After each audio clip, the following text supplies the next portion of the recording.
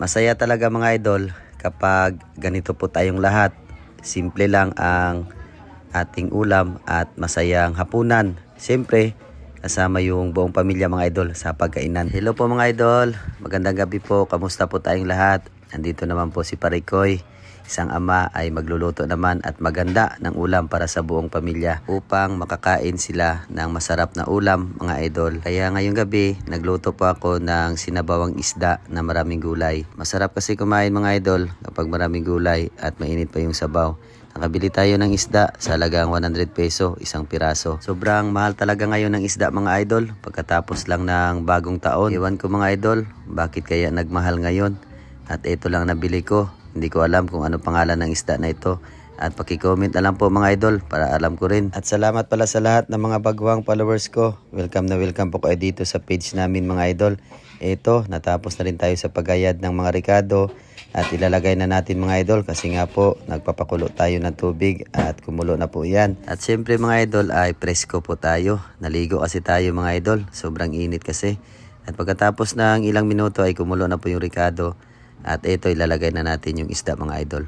Bago natin yan pakukuluan ay mag-shoutout muna tayo mga idol sa mahal nating ng mga followers. Idol Joseph Ligo, shoutout po. Jimwell Huntilla, shoutout idol. Ronel Adonis from Bacoor, Cavite. Idol Ivan Iringan from Tuguegarao City, Cagayan Valley, shoutout po. Shoutout din kay Idol Jovelyn Mendoza. Dahil kumulo na po mga idol ay nilagay ko na lang pala yung okra at saka patula. Ang patula pala mga idol no ay napakabango talaga yan. Subukan nyo po magluto at lagyan nyo ng patula. Idol Lotehido, shoutout po idol. Shoutout Idol na Beats Ringmanga from Romblon Island. At kay Idol Glenn de la Cruz, Concepcion, Iloilo mga idol. Shoutout po. At pagkatapos ng ilang minuto mga idol, naluto na din yung isda at saka yung gulay natin.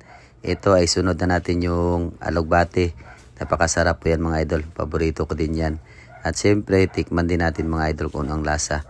Ay sakto lang talaga. At tara, luto na. Kain po tayong lahat mga idol. Sabayan niyo po kami.